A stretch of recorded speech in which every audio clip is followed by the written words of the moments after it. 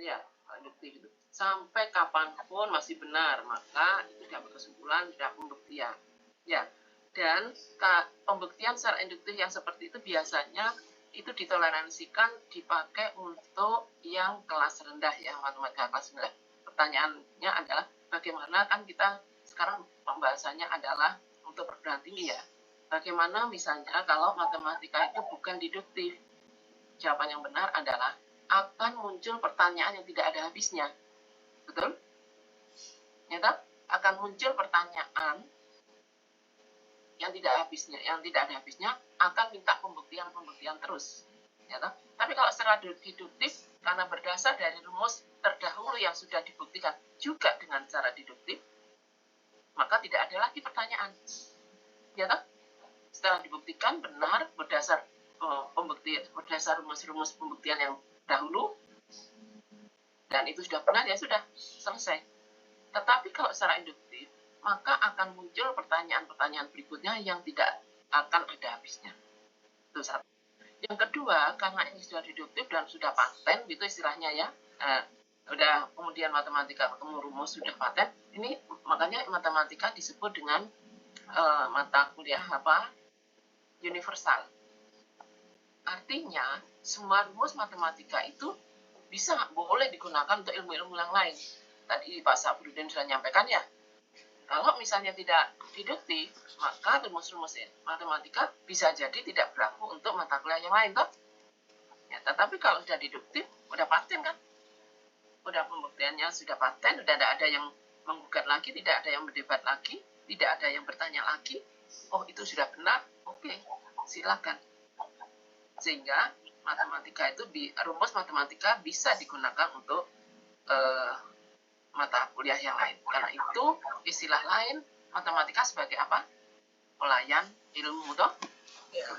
Ya, sudah dibaca. Nah, matematika sebagai pelayan ilmu. Kalau misalnya ada pertanyaan bahwa ada tokoh yang menyebut matematika sebagai pelayan ilmu yang lain, apa yang dimaksud seperti itu? Bisa dijelaskan seperti tadi. Oke? Nah, juga nanti matematika sebagai ratu. Itu ya, sudah dibacanya sebagai ratu ilmu gitu. Nah, sebagai ratu ilmu tadi nanti itu ada disebut sebagai ratu ilmu. Jadi di satu sisi matematika itu sebagai pelayan ilmu mata kuliah lain atau ilmu-ilmu lain, tetapi juga sebagai ratu dari ilmu-ilmu lain. Kenapa? Ada yang bisa menjawab?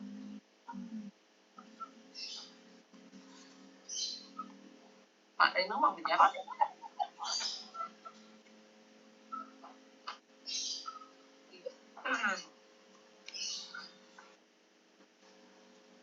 Belum ada yang jawab, itu nanti Pak Udul berapa. Ya, tapi sekarang ya silakan Pak Sabrudin. Kalau sebagai ratu, Bu, pengertiannya begini, intinya matematika itu tidak mungkin pengetahuan lain atau mata pelajaran lain bisa berkembang tanpa bantuan dari matematika. Itu intinya. Karena implikasi dalam pengetahuan itu pasti ketemunya berujung kepada penggunaan matematika. Bagus. Pak Reno, silakan. Baik Bu, terima kasih atas kesempatannya. Saya sependapat dengan teman saya yang di awal Bu. Jadi memang ya, disebutlah namanya. Siapa? Pak Sabrudin. Pak Syafruddin Bu, ya. Lalu kenapa memang matematika disebut dengan ratu ilmu pengetahuan? Karena memang dalam beberapa aspek mata pelajaran lain, mata kuliah lain, banyak menggunakan matematika. Misalkan salah satu contoh yang digunakan di fisika, penggunaan turunan dalam menentukan kecepatan, percepatan, dan yang lainnya. Itu pendapat saya, Bu. Terima kasih. Oke, bagus. Mbak Eti, silakan Mbak Eti. Ya, menurut saya kenapa matematika disebut sebagai ratunya, karena memang matematika ilmu, ya, ratu ilmu gitu ya, karena memang matematika sebagai sumber dari ilmu yang lain, atau bisa dikatakan induknya gitu Bu, induk dari ilmu pengetahuan yang lainnya. Oke, bagus. Pak Didi, Habis ini Pak Emi, Bu Emi Kurniawati ya, Pak Emi ya. Sekarang Pak Didi dulu. Pak Didi masih di mute. Baik, Bu. Ya, Bu. Baik, Bu. Terima kasih atas kesempatannya. Menyampaikan terkait istilah matematika sebagai ratu ilmu ya, Bu ya. Itu mengacu pada Ratunya ilmu. Ya, Ilmu. ya. Ya. Itu mengacu pada ini, Bu, pengakuan bahwa matematika itu memiliki kedudukan yang sangat penting dalam dunia ilmu pengetahuan dan penelitian juga, serta ini, Bu, dia memainkan peran kunci dalam banyak bidang seperti dalam fisika, dalam teknik, ekonomi, kemudian dalam bidang biologi, fisika, dan lain sebagainya. Matematika dikenal ini sebagai disiplin ilmu yang sangat abstrak, sehingga dengan matematika itu menghasilkan banyak teori-teori atau banyak teorema-teorema yang bisa digunakan di bidang yang lain. Nah, sehingga matematika memiliki juga kemampuan membantu manusia dalam memecahkan masalah di hampir di semua bidang. Mungkin masalah yang baik, masalah yang sederhana maupun yang sangat kompleks gitu. Sehingga di situ matematika mempunyai peran yang luar biasa dan sangat penting di dunia atau di alam ini, sehingga disebutlah matematika itu sebagai ratunya ilmu. Seperti itu mungkin, Bu, pendapat Ya, saya. makasih, bagus. Kemudian Bu Ermi Kurniawati. Masih di mute, Bu Ermi? Mic-nya masih ditutup. Saya setuju tadi dengan Bu Erdi yang mengatakan Maaf, Pak bahwa Didi, diturunkan dulu raisannya. matematika sebagai ratu ilmu itu karena matematika adalah sumber dari segala ilmu pengetahuan. Jadi matematika ini adalah induknya. Seperti halnya kita di kehidupan nyata, ratu itu kan mempunyai kedudukan mulia di mana orang-orang akan menghadap ratu itu ketika mereka punya masalah-masalah yang tidak bisa dipecahkan sendiri. Nah, begitu juga matematika, ketika cabang-cabang lain itu ada masalah-masalah atau membutuhkan pemecahan masalah, akhirnya dia merujuk kepada ilmu matematika untuk dapat menyelesaikannya. Mungkin itu, Bu. Oke, ya. Oke, sama betul juga. Bu Meni Sri Harimuti. Baik, terima kasih Bu. Assalamualaikum warahmatullahi wabarakatuh. Nah, saya ingin mencoba juga menambahkan sama dari teman-teman tadi ya, bahwa matematika sebagai ratunya ilmu, sebagai kunci, sebagai juga induknya tadi ya, oleh teman-teman tadi. Seperti itu juga yang saya perhatikan gitu. Jadi tidak ada cabang ilmu yang lain itu yang tidak menggunakan matematika sebagai dasarnya.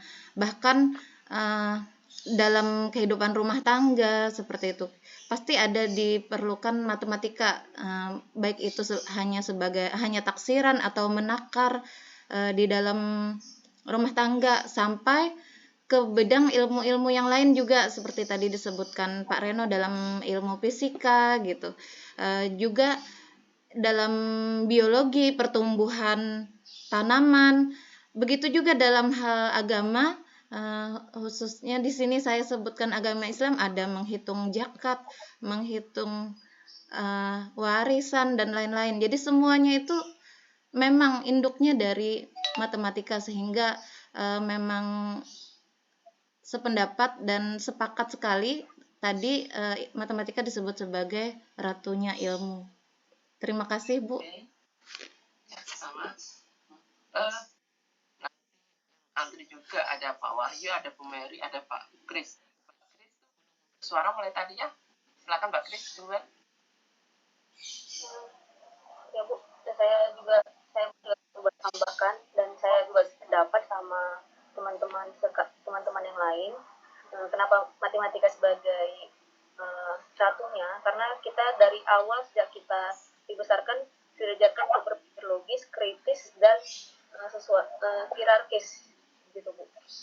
Jadi kita terstruktur berpikirnya itu, dan jadi kita secara tak sadar kita terfokus untuk selalu mengerjakan hal-hal melalui matematika. Dan kalau untuk sebagai pelayannya nggak bisa kita kalau matematika itu ada di semua bidang subjek, baik itu di fisika, ekonomi, ya seperti kata Ibu yang tadi sebelumnya juga di biologi, bahkan di agama pun semuanya menggunakan matematika dalam kehidupan sehari-hari.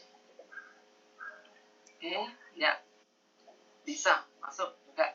Silakan Bu Mary. Ya Mbak Mary, silakan. Menurut saya matematika itu sering dibutuhkan oleh yang lain, sehingga Bagus, tolong resennya diturunkan. Ya, silakan Mbak Mary lanjutkan. karena matematika yang sering dibutuhkan orang lain, tetapi matematika itu sendiri bisa berkembang tanpa memerlukan ilmu yang lain. Ya Bu, dari saya. Oke, ya, hampir menyentuh pada intinya, betul. Kemudian Pak Wahyu, silakan. Secara umum saya sangat setuju dengan pendapat teman-teman yang terdahulu ya. Jadi matematika itu adalah ilmu yang mandiri ya. Jadi pengembangannya itu hampir-hampir tidak membutuhkan ya ilmu yang lain ataupun disiplin atau mata disiplin bidang studi yang lain gitu. Nah, pertanyaannya begini Bapak Ibu dan saudara teman-teman sekalian, kenapa redaksinya itu ratu, kenapa nggak raja gitu? Kelihatannya raja itu berkuasa itu, raja itu. Jadi ratu itu. Mungkin itu redaksinya apakah memang harus ratu atau memang seperti itu. Terima kasih. Oke, masuk Pak Wahyu, bagus jawabannya dan pertanyaan juga bagus, nanti kita jabarkan. Silakan Mas Andi Septian. Terima kasih atas Ya, waktunya. maaf, ini meskipun meskipun kalian semua sudah bekerja dan jadi guru, kadang-kadang saya panggil Mas, tidak Pak, sambil saya panggil Mbak, kanku ya, nggak apa-apa ya, karena Ya, mungkin juga kalian itu sebaya dengan anak saya, kan? Ya, ya, jadi ya saya panggil Mas, oke ya, silakan Mas Andi. Ya, tapi kita ya, kalau menurut saya Ibu, kenapa matematika disebut sebagai ratu dari suatu ilmu gitu? Pertama, karena matematika yang pertama dari segi kemandirian dalam penemuan konsepnya itu dia tidak memerlukan ilmu yang lain, bahkan dalam perkembangannya pun, dalam pengembangan konsepnya pun juga dia bisa berdiri sendiri. Sedangkan ilmu-ilmu yang lain itu dalam penentuan konsep ataupun dalam mengembangkan teori atau konsepnya dia memerlukan matematika. Ya, lebih seperti itu. Terima kasih. Jadi intinya jawabannya seperti yang disampaikan Mas Andi Septian. Satu kata kunci kenapa matematika dikatakan sebagai ratunya ilmu, yaitu kemandirian. Matematika pernahkah untuk membuktikan suatu rumus matematika memerlukan ilmu yang lain? Tidak pernah kan? Ya, itu kemandirian. Bahwa matematika untuk kemajuan matematika murni, matematika untuk keperluan matematika itu sendiri ya, untuk kemajuan matematika itu sendiri, ketika mendapatkan satu rumus baru, kita mendapatkan rumus baru itu selalu mengambil atau membuktikan berasal dari rumus-rumus matematika terdahulu yang sudah diakui ya sebagai rumus ya, yang terdefinisi. Kemudian muncullah satu rumus baru, maka seperti itu dikatakan bahwa matematika itu mandiri. Sampai perkembangan matematika selanjutnya, mulai dari zaman dulu kuno sampai perkembangan sampai terakhir ini, setiap mendapatkan rumus baru selalu berasal dari rumus terdahulu yang juga matematika. Beda dengan fisika. Untuk membuktikan kebenaran fisika ternyata membutuhkan logika matematika, toh? Nah, selalu membuktikan bahkan rumus matematika yang digunakan. Ya, jadi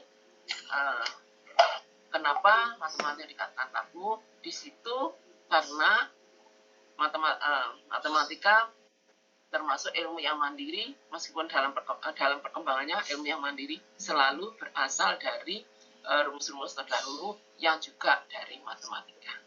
Jadi kata kuncinya adalah matematika itu ilmu yang mandiri. Nah, kenapa tidak dikatakan raja?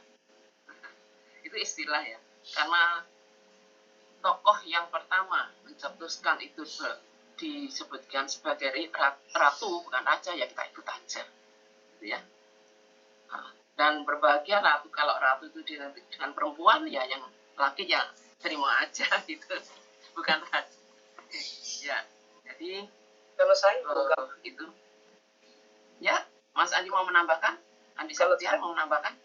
Kalau saya bukan raja, dia tidak bisa jadi raja kalau tidak ada ratu. Kalau dia hanya raja berarti dia masih butuh yang lain. Artinya kalau matematika itu sebagai raja, maka dia butuh minimal satu pengetahuan lain untuk dia berdiri sendiri. Sedangkan kita sudah pastikan bahwa matematika itu mandiri, berarti satu-satunya yang bisa melakukan kemandirian itu adalah ratu. Karena ratu sebenarnya dia tidak butuh raja karena dia melahirkan raja. Itu jawaban pribadi ya, persepsi pribadi ya, boleh juga, masuk akal juga ya. Tetapi ini pendapat pribadi yang tidak boleh loh dimasukkan dalam karya ilmiah bahwa raja gitu yang masuk dalam karya ilmiah tetap ratunya ilmu gitu ya. Ada ingin yang lain menambahkan? Mas Andi kalau sudah selesai rahasianya diturunkan.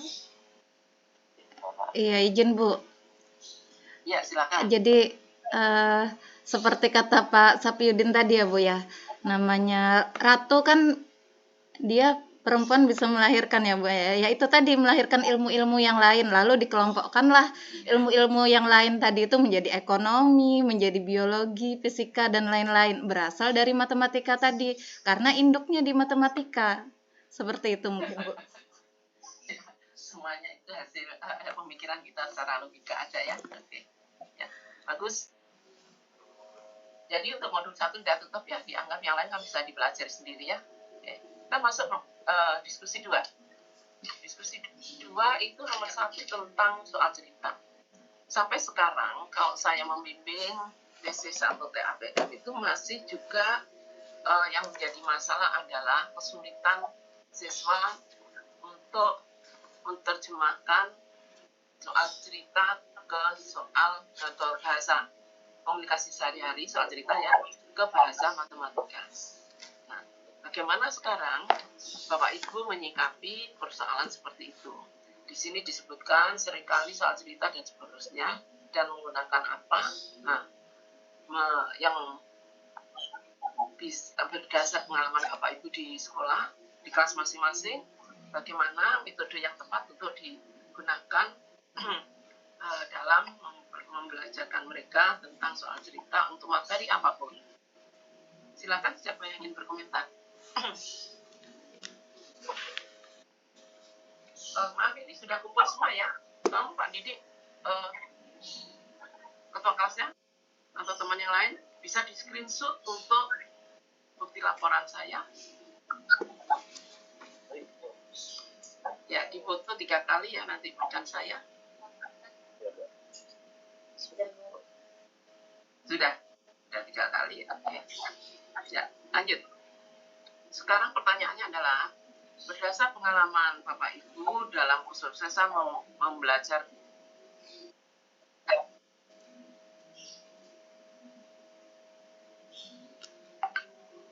soal cerita itu dengan pendekatan apa atau model pembelajaran apa atau metode belajar bagaimana? Metode pembelajaran bagaimana? Silakan siapa yang ingin berkomentar? Ya Pak Andi, bisa lihat lagi. Mohon izin Ibu, hanya sharing dari yang sudah saya lakukan. Kebanyakan anak-anak itu dalam pelaksanaan pembelajarannya itu mereka terlalu textbook gitu, jadi terlalu teoritis. Jadi rumus A untuk soal ini, rumus B untuk soal ini. Nah, untuk ketika dia sudah dihadapkan dengan soal cerita, mereka kebanyakan kesulitan dalam memodelkan. Jadi soal cerita menjadi model matematika yang sederhana itu kesulitan. Jadi kalau trik-trik saya dalam pembelajaran itu yang pertama yang jelas ditanamkan literasi dulu, terus kemudian untuk metodenya mungkin lebih banyak menggunakan metode problem based learning.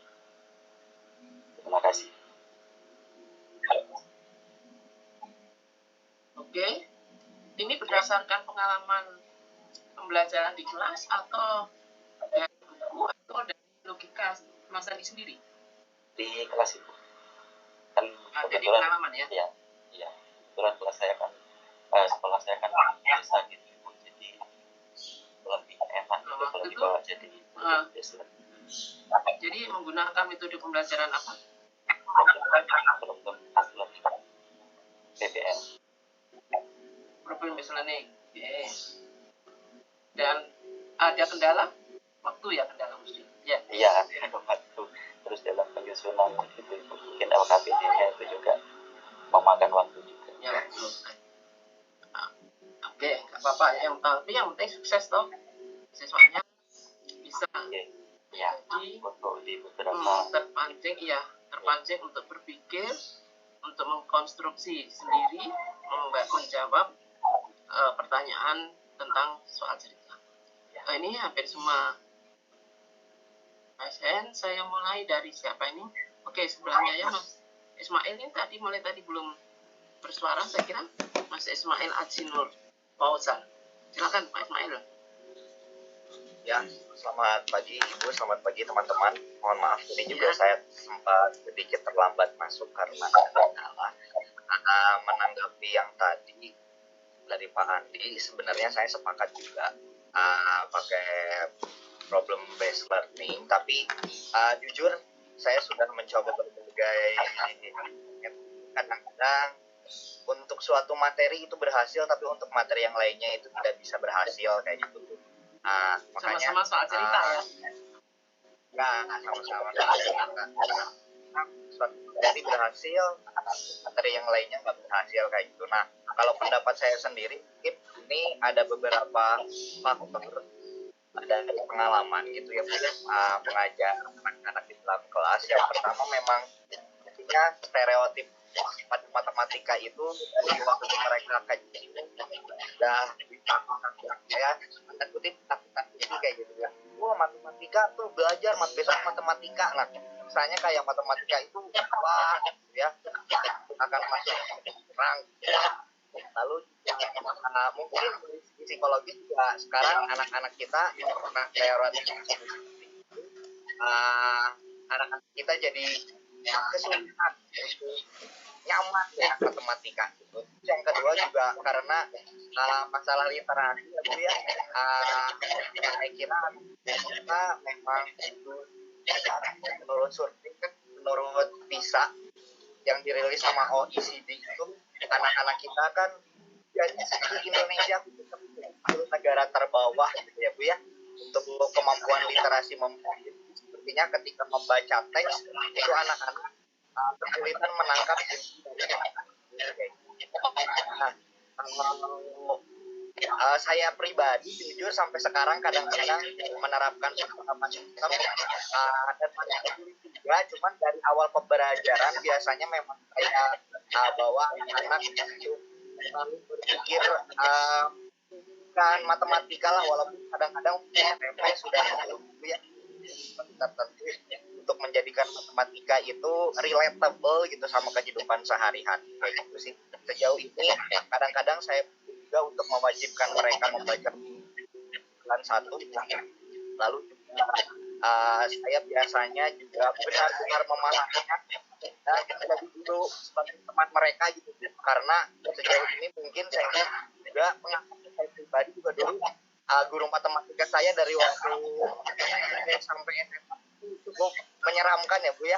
Kadang-kadang karena tulisan tipis tisu kayak gitu. Jadi kadang-kadang saya paham sih sekarang kenapa guru matematika sudah marah karena kesal gitu ya lihat anak-anak kita sulit.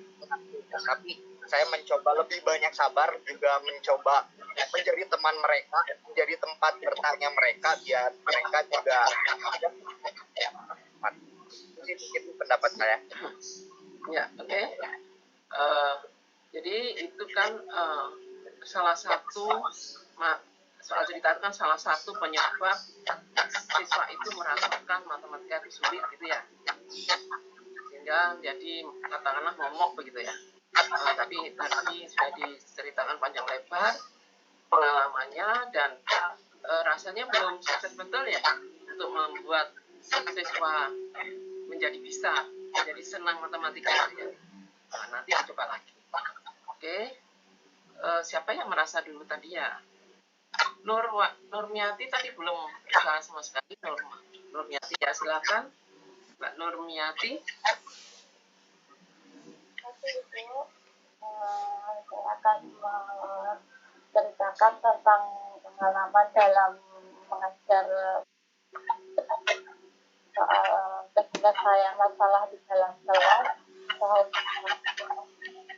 Di kelas itu untuk penyelesaian soal cerita itu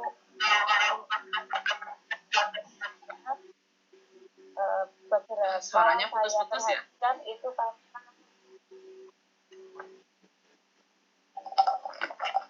Ya, beberapa saya bagus.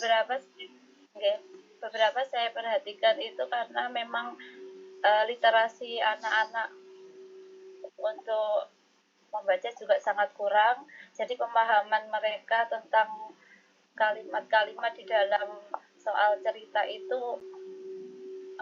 kurang bagus.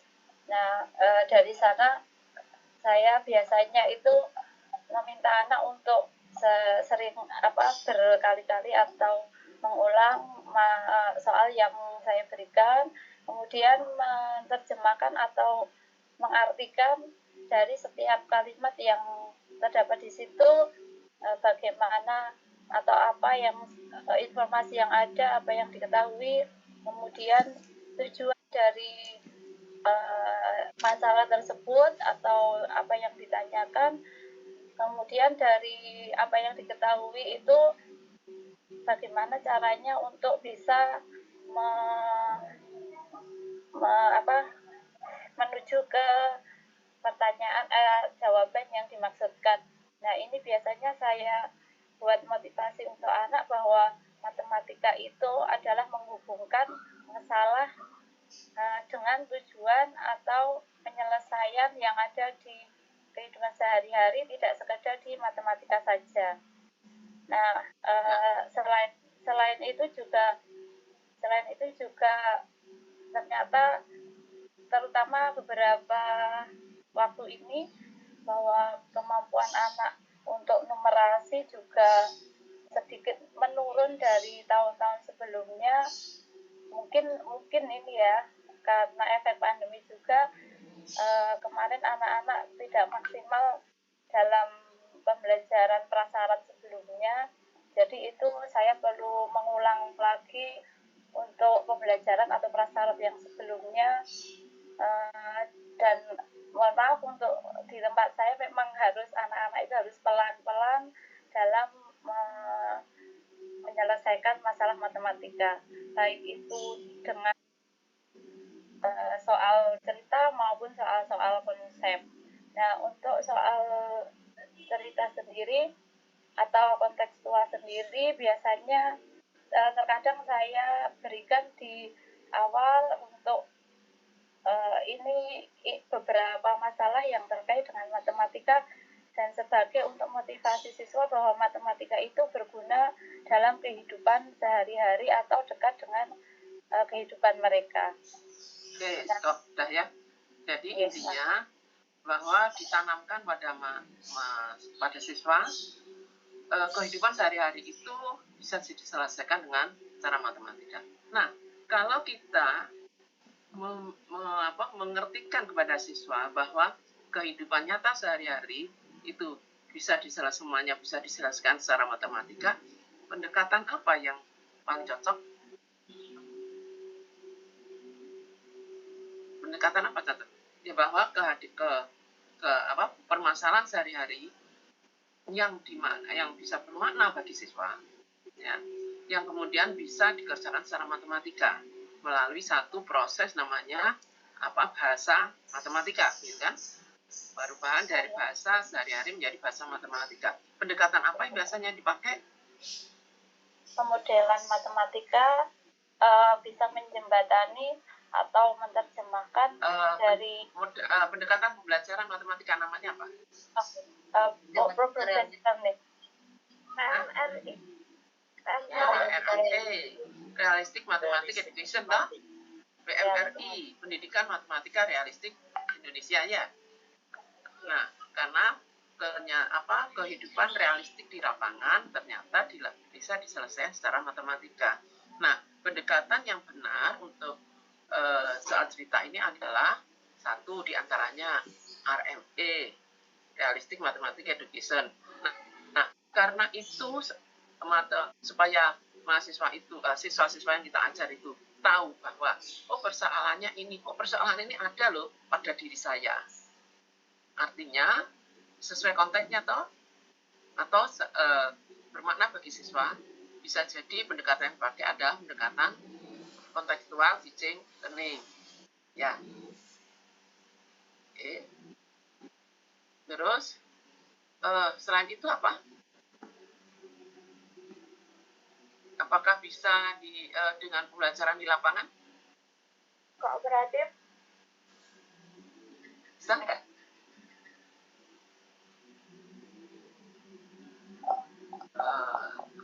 Kalau pembelajaran di lapangan itu semua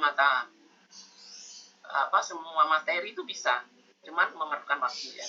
Kalau soal cerita itu misalnya kalau di sekolah kelas rendah itu, misalnya silakan mencari bunga berwarna merah 3, kemudian berwarna putih 3, gitu kan, dengan jenis bunga yang sama.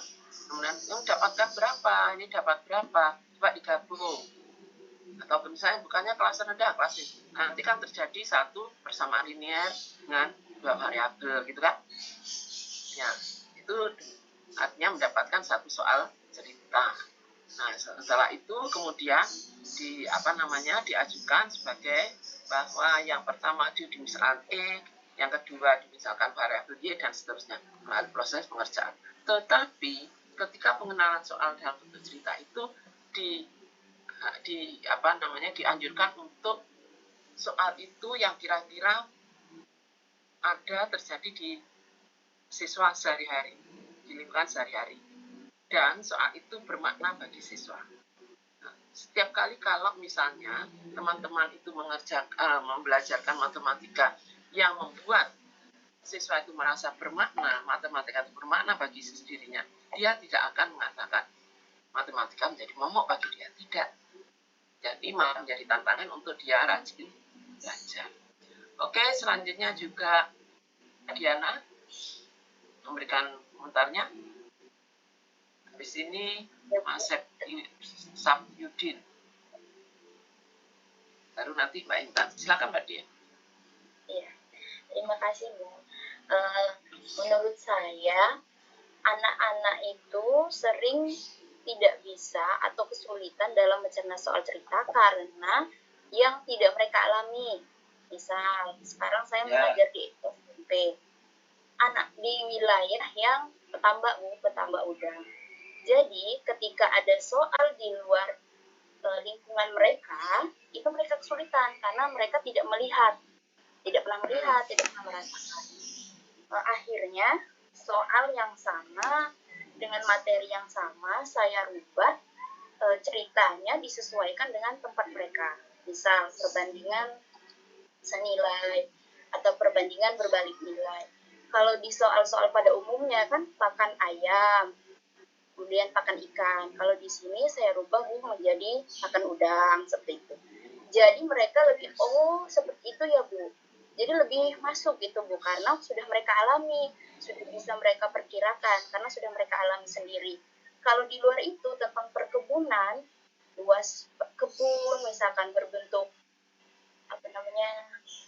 persegi panjang atau persegi, mereka agak sulitan. Tapi kalau saya umpamakan dengan tambak, nah luas tambak kalian berapa, kelilingnya berapa, itu mudah sekali Bu mereka menjawabnya, karena hanya dengan melihat, panjang tambak saya seperti ini, lebarnya seperti ini, berarti saya cukup keliling tambak, berarti saya sudah tambahkan semua itu menjadi kelilingnya.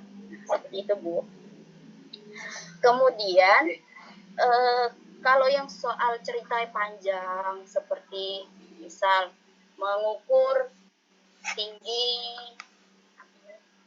tiang bendera ya Bu ya, dari satu sudut dia berdiri. Dia tidak bisa membayangkan alternatifnya itu dengan bantuan gambar Bu. Jadi kalau ada bantuan gambar sedikit seperti itu, mereka sudah bisa meancang-ancang atau sudah membayangkan, oh seperti itu, jadi saya apa yang saya harus ukur, yang mana yang sudah diketahui itu. Kemudian yang ketiga,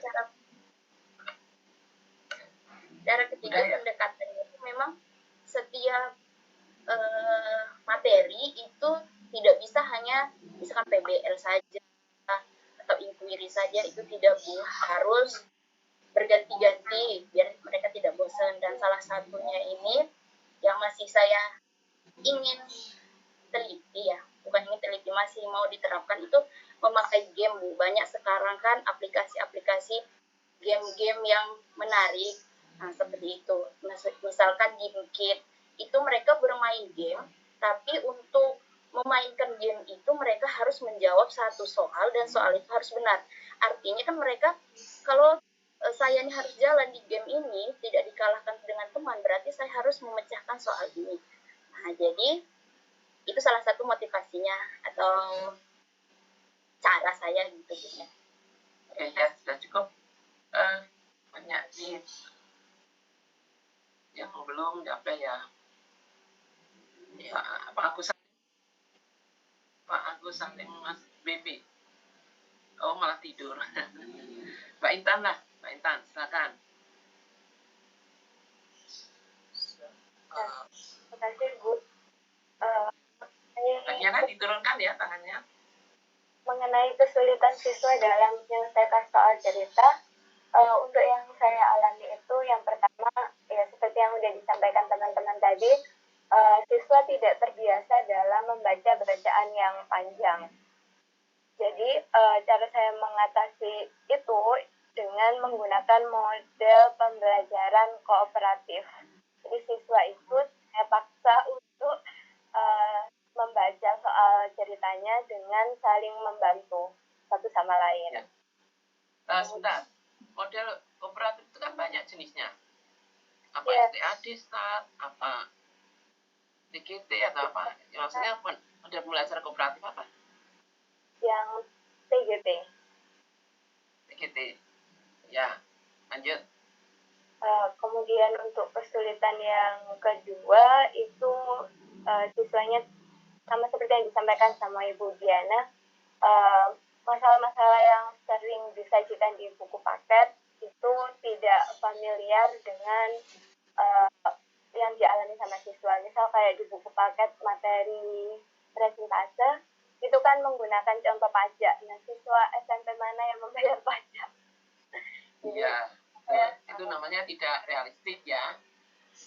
Artinya tidak sesuai dengan real. Oke, makasih sudah bisa saya paham ininya. Jadi teman-teman, sebelum saya dilanjutkan, intinya kan kalau soal cerita itu lebih kepada bahwa soal itu bermakna bagi siswa ya. Kalau saya katakan contohnya begini, di luar Jawa di tempat Bapak Ibu apakah ada kereta api? Tidak ada. Nah, nggak ada. Tetapi kalau misalnya kemudian diberikan contoh bahwa A berangkat dari Surabaya ke Jakarta naik kereta api selama sekian, B dari Jakarta ke Surabaya. Nah, kan yang dari luar Jawa kan nggak pernah merasakan naik kereta api, jadi kan tidak bermakna bagi mereka ya. Nah, maksudnya bermakna itu seperti itu. Ya.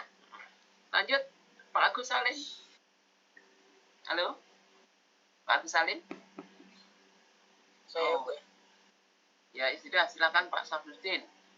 Oh ya, saya hanya karena sudah 7 tahun ini saya tidak pernah masuk lagi di kelas, Bu. Saya jadi kepala sekolah.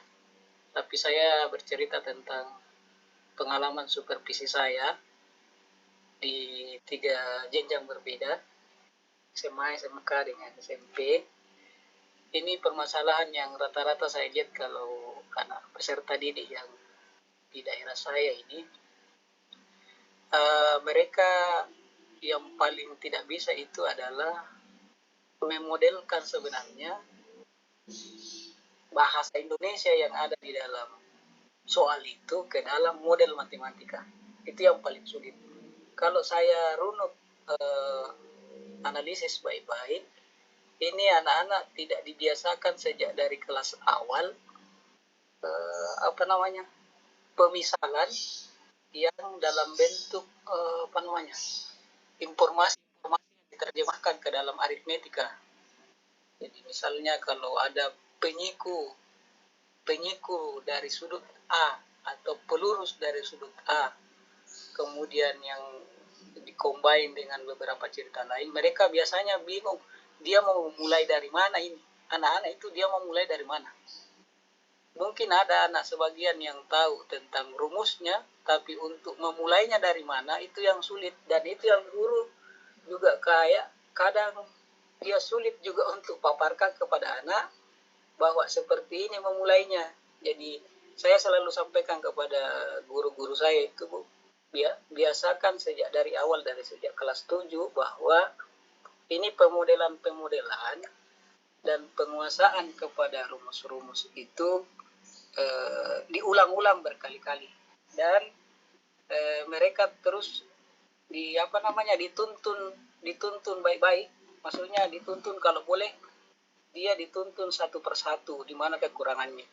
Memang agak sulit, tapi kalau sudah masuk di kelas 8 mereka punya, atau kelas 12 mereka sudah punya pengetahuan basic seperti itu, biasanya anak-anak mudah sekali untuk menerima informasi dan memodelkan itu.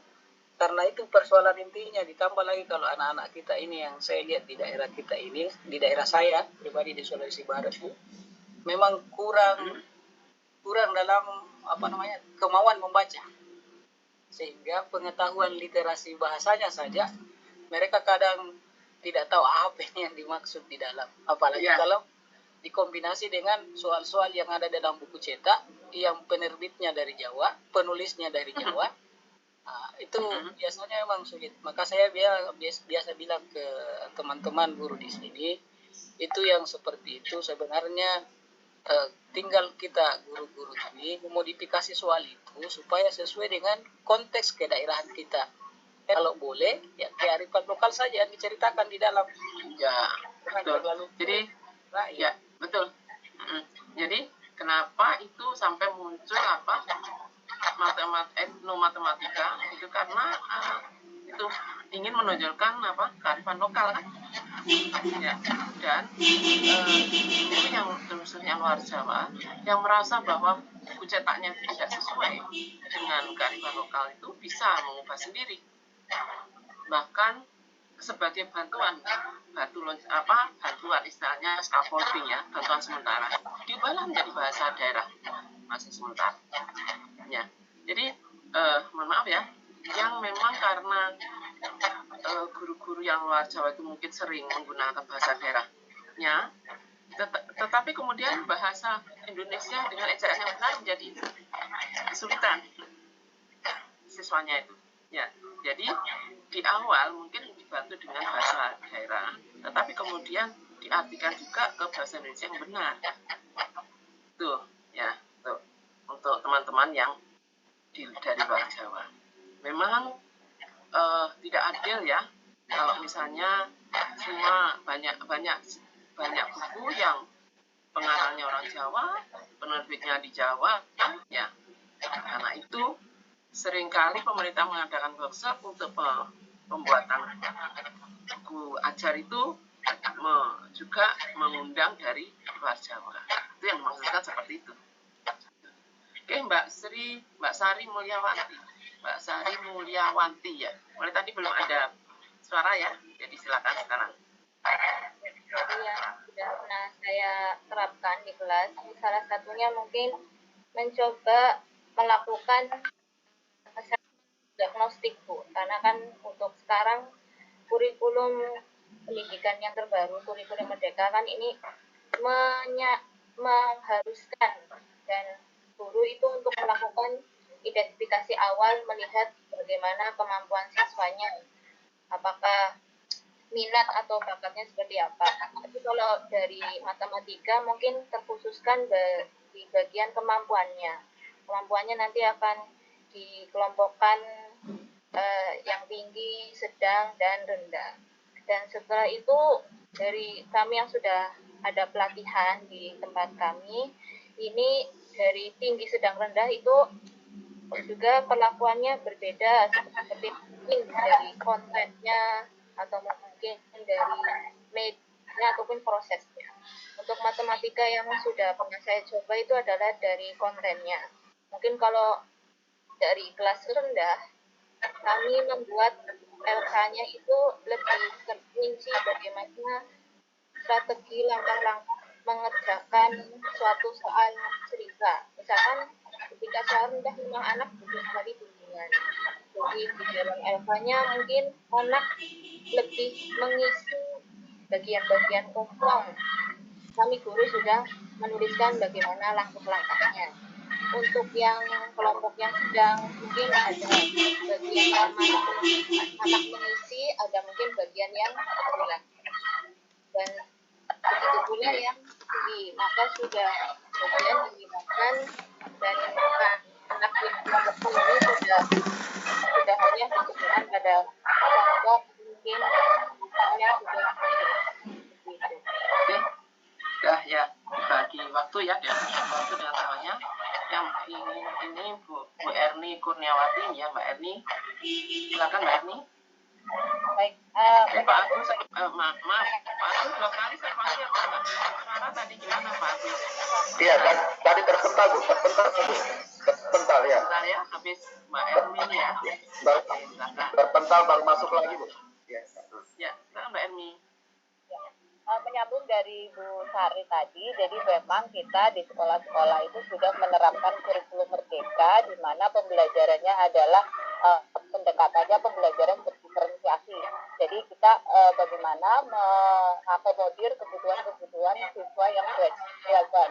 Jadi seperti tadi, jadi pendekatannya bisa, kalau matematika memang pendekatannya lebih ke arah anak ini. Jadi tingkat awal anak-anak ini di dalam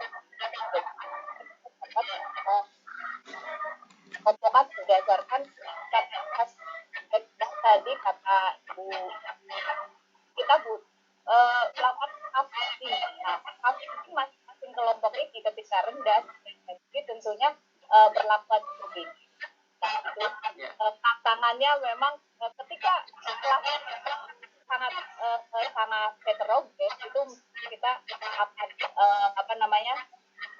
kewalahan, tapi ya itulah tuntutan kita di sekolah. Jadi memang kita harus mengakomodir berbagai kebutuhan mungkin itu ya pada intinya sama juga dengan teman-teman yang lain. Silakan Pak Agus Salim. Mbak Ya, ini maaf Bu, bisa saya tadi terpental sampai 5 menit. Ya. Rasanya diturunkan Mbak ya, oke. Silakan Pak Agus Salim. Ya, terkait dengan masalah yang kami hadapi dalam pembelajaran di kelas, saya juga termasuk yang disampaikan oleh Pak Saab tadi hampir sama, senada. Ketika kita belajar, tapi biasanya anak-anak masih menggunakan bahasa daerah, Bu. Ya, jadi untuk menyatukan mereka itu memang kami kesulitan, apalagi di kelas-kelas bawah, misalnya di fondasi bawah itu belum begitu ditanamkan bahasa Indonesia-nya, akhirnya kami kesulitan. Langkah yang kami ambil di jenjang MTS, sekarang kebetulan saya ngajar di sana ya, kami membiasakan mereka untuk literasi, dikaitkan dengan konsep-konsep matematika dalam kehidupan mereka sehari-hari, sehingga mungkin itu memudahkan mereka dalam menerjemahkan soal-soal yang diberikan, Bu. Untuk sementara kami di sekolah, kami merupakan program wajib literasi, Bu. Setiap hari Selasa sampai dengan Sabtu, tiap pagi sebelum 2 menit kami terapkan. Terima kasih, Bu. Ya. Jadi latihan untuk kemampuan untuk literasi matematika ya. Literasi sendiri itu namanya istilahnya artinya itu kemampuan ya. Jadi kalau misalnya memakai istilah kemampuan literasi matematika berarti kemampuan matematika ya. Literasi matematika gitu ya. Oke. Semuanya sudah hampir sama jawabnya. Masalahnya itu kan ini ada faktor juga latar belakang wilayah ya. Jadi silakan Bapak Ibu menyesuaikan dengan wilayah masing-masing bagaimana ceritanya supaya soal cerita itu bermakna bagi siswa, sehingga siswa itu merasa tertantang untuk harus menjawab bahwa itu ternyata kebutuhan saya juga di permasalahan sehari-hari ya. Modul 2 untuk soal nomor 2 tentang pembelajaran rumus volume 5 ya. Ya, nomor 2 volume 5. 5 itu apa sih definisinya 5 itu?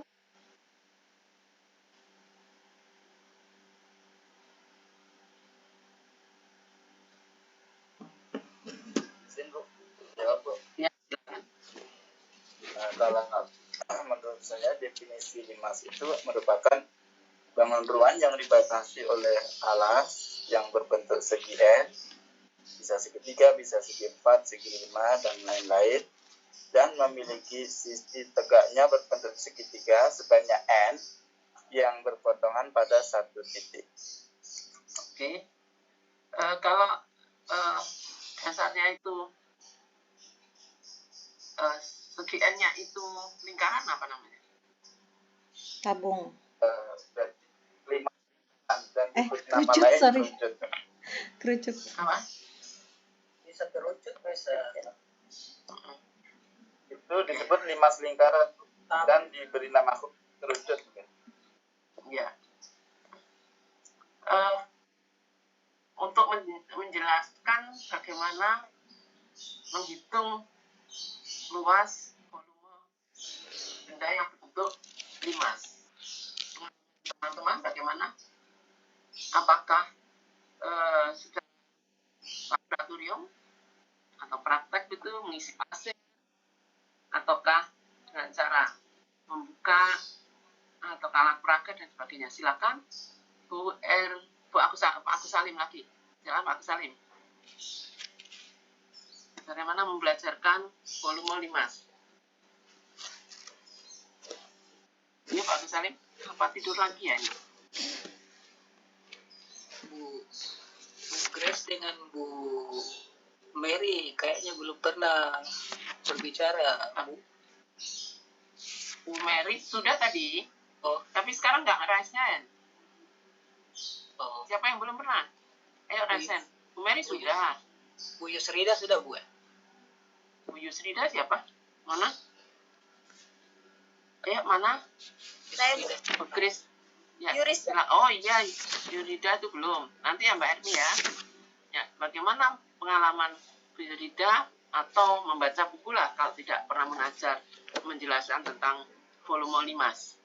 Baik, terkait dengan volume limas, kebetulan saya bersyukur di sekolah itu ada alat peraga dari kubus yang memang sudah entah bagaimana pendahulu saya begitu kan Bu, sudah ada bagian-bagiannya, mungkin mereka menggunakan itu untuk menentukan limasnya begitu. Jadi dari saya gunakan itu, manfaatkan itu dengan baik dan benar, dan alhamdulillahnya anak-anak bisa mengerti dari situ. Karena kebetulan saya mengajar di MTS, jadi itu masuk ke materi kelas 9 gitu ya. Ya, caranya gimana? Sintak pembelajarannya dalam membelajarkan Jadi anak-anak volume saya limas yang berasal dari alat peraga kubus itu. ya, jadi anak-anak saya ajak, saya bentuk kelompok, nanti mereka satu-satu observasi kubus itu, ini bagaimana, kenapa dia bisa berbentuk, asalnya jadi berbagi-bagi begitu, seperti itu. Dan juga mungkin akhirnya jadi saya ingin bertanya begitu. Kebetulan saya ini adalah S1 matematika murni begitu, jadi saya sangat miskin ilmu tentang metode pelajaran begitu. Jadi mohon nanti minta tolong sama Ibu bisa dijelaskan sedikit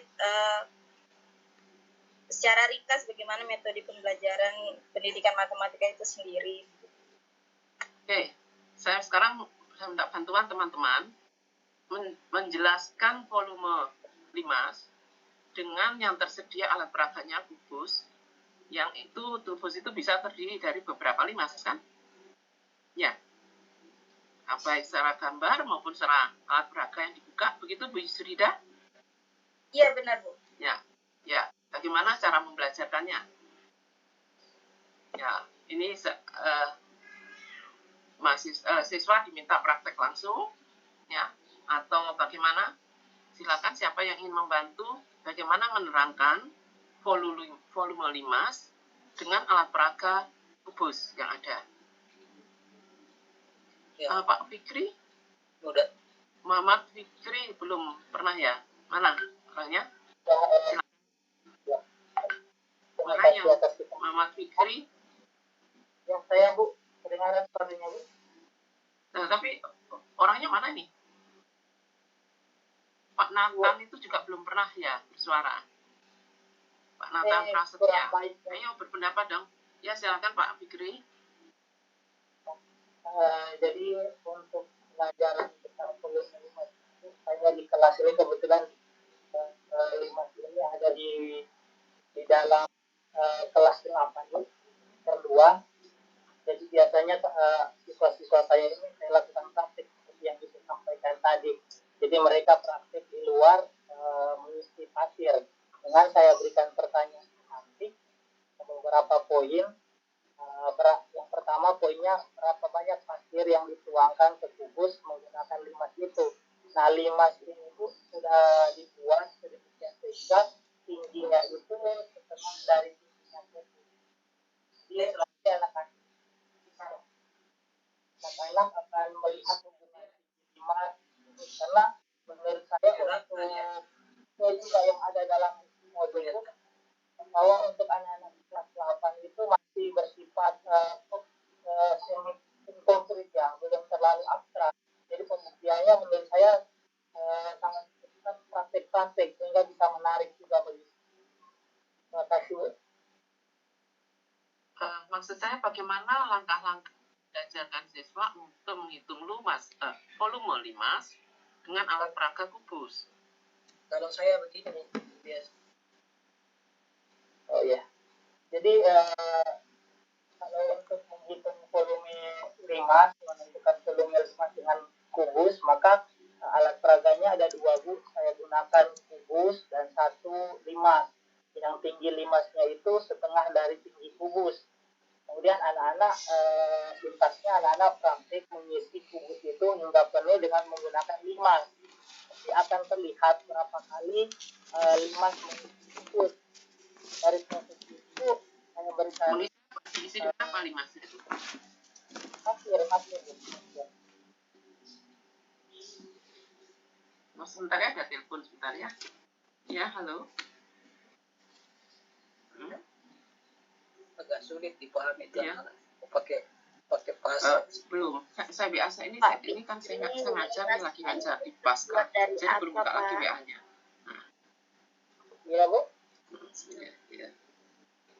Limasnya itu bahannya dibuat dari apa? Karbon kah atau kayu kah?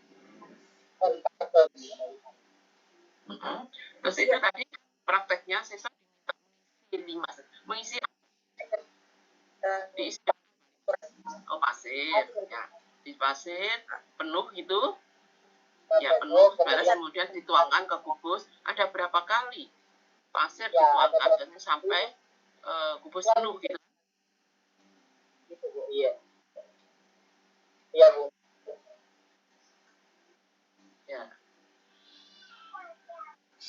Ya, berarti nanti siswa akan menyimpulkan sendiri ya. Tapi di situ volume kubus sudah dijelaskan belum? Volume kubus belum.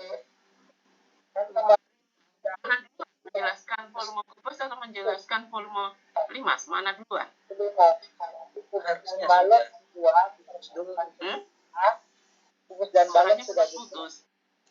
Gimana? Suaranya putus. Mati lampu saya di sini Bu. Ini 3 perangkat saya pakai tidak bisa karena lobet Bu. Jadi sekarang terakhir bisa dihapus. Ya. Jadi semangat Pak. Luar biasa. Ya. Mohon maaf ya, salah ngajar biar saja ya. Salah ngajar kan. Ya, terima kasih. Air dari yang pakai kotak. Ya. Luar biasa Pak. Oke. Kembali nih ya. Jadi tadi itu kan membantu Bu Yusrida merasa dia itu latar belakangnya matematika murni, dia ngerti bahwa volume seperti ini, volume kubus seperti ini, tapi bagaimana membelajarkan ke siswa itu. Tapi yang diminta itu sebenarnya sintak pembelajarannya, langkah-langkah apa kan ya, sudah dijelaskan. Ada yang bantu lagi? Kalau saya begini, saya silakan Pak Sabudin. Ini ya, kalau di sintak pembelajarannya itu, kalau guru saya jarang saya arahkan untuk pasir, karena itu pun mengukur volume pasir agak ribet juga dasinya kalau anak-anak disuruh mengukur berapa volume pasir. Jadi saya biasanya begini, saya gunakan beberapa bangun, itu ada bangun kerangka kubus dan ada bangun kubus. Nah, jadi kerangka kubus itu yang pertama anak-anak dijelaskan baik-baik bahwa kubus itu semua sisinya sama, disebutlah rusuk. Kemudian dalam kubus itu ada beberapa garis diagonal ruang. Masing-masing anak atau kelompok yang dikelompokkan, kalau dikelompokkan itu disuruh membuat atau menghubungkan semua diagonal ruangnya. Nanti setelah terbentuk semua diagonal ruangnya, itu akan muncul titik pertemuan di tengah, dan masing-masing anak pada kerangka kubus tadi itu disuruh membuat segitiga-segitiga yang ada pada sisinya itu satu saja, kemudian kayak ditutupi membentuk sebuah limas. Maka anak-anak disuruh berpikir dari apa yang Anda buat, anak-anak sekalian itu kira-kira dihubungkan dengan yang lain. Kalau Anda buat lagi model seperti itu yang ada sisinya, apakah akan sama atau tidak? Rata-rata anak-anak mengatakan, oh sama Bu, sama semua itu nanti, karena titik pertemuannya pas di tengah-tengah. Kalau diukur pun sama panjang. Sehingga kita katakan berapa limas yang terbentuk kalau seperti itu jadinya.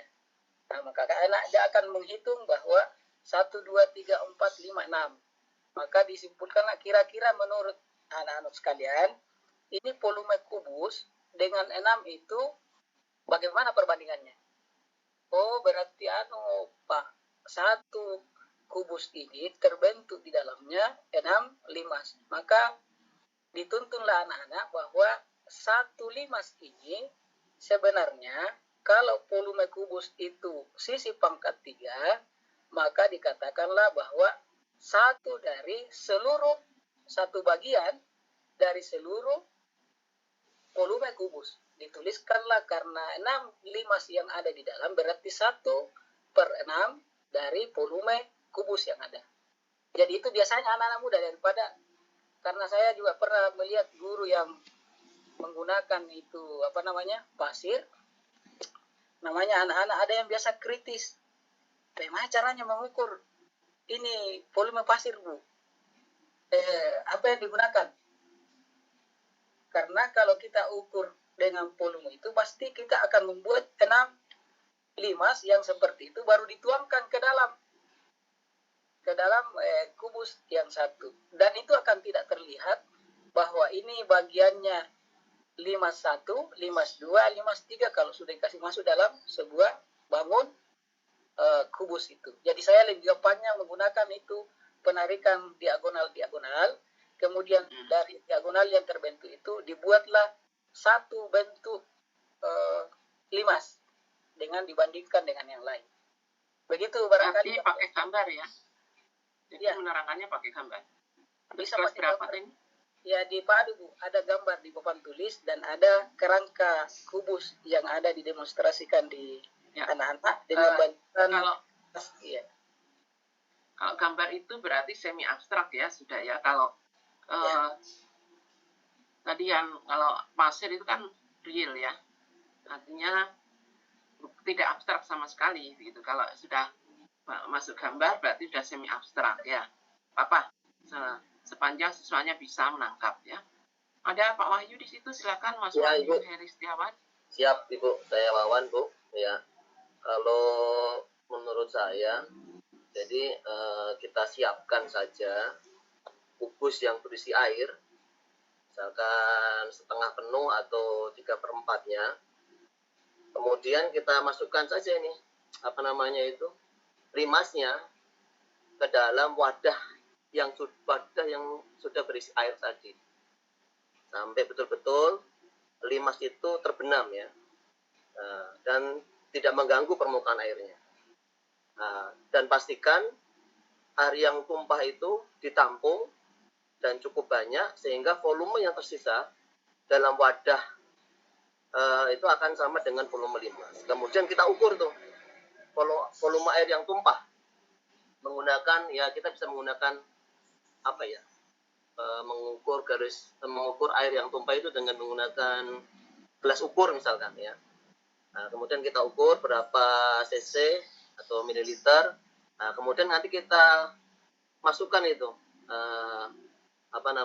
volume limas ya, dengan menggunakan rumus yang dari penurunan volume kubus tersebut. Jadi betul-betul anak bisa menyaksikan demonstrasi tersebut, dan kemudian guru membantu untuk bahwasanya itu air yang tumpah itu 1/6-nya lah gitu dari air yang ada di dalam kubus secara penuh atau isi volume kubus yang ada. Ya. Terima kasih, Bu. Ya, ini berarti kalau itu jawabannya berarti volume kubus kan diterangkan lebih dulu ya. Betul Mereka sekali. sudah tahu volume kubus. Ya. Volume, karena ini adalah menghitung limas berdasarkan pada volume kubus, maka volume kubus harus dijelaskan terlebih dahulu kepada peserta didik. Dan saya pikir mafhum lah mereka memahami contoh-contoh kubus seperti dadu dan sebagainya, dan mungkin juga rumusnya juga mudah bagi mereka ya, hanya sisi kali sisi gitu. Terima kasih. Nah, silakan Pak Didik ya. Ya Bu, terima kasih Bu atas kesempatannya. Mencoba menyampaikan pendapat saya terkait bagaimana cara mengajarkan siswa untuk dapat menemukan rumus volume limas dari sebuah alat peraga. Jadi kita cuma disediakan alat peraga berupa kubus gitu ya. Jadi mungkin di pertemuan sebelumnya, sebelum kita akan mengajar ini, kita sudah memberi gambaran tentang bahwa kita akan belajar tentang volume limas kepada siswa. Untuk sintaknya Ibu, saya menyampaikan sintaknya. Jadi yang pertama kita memberi tahu kepada siswa bahwa di pertemuan berikutnya akan belajar tentang limas, volume limas. Kemudian siswa diminta membawa alat berupa karton, lem, dan juga gunting. Kemudian di hari hanya saya akan membagi siswa itu menjadi beberapa kelompok yang terdiri dari 3 atau 4 sampai 5 siswa per kelompok. Nah, dalam kelompok itu sebelum mereka bekerja, saya akan mendefinisikan tentang limas terlebih dahulu, apa yang dimaksud dengan limas. Nah, mungkin bisa dibantu dengan gambar di papan tulis, limasnya seperti apa. Nah, kemudian untuk dapat menemukan volume limas, setiap kelompok itu akan saya bagikan alat peraga berupa kubus.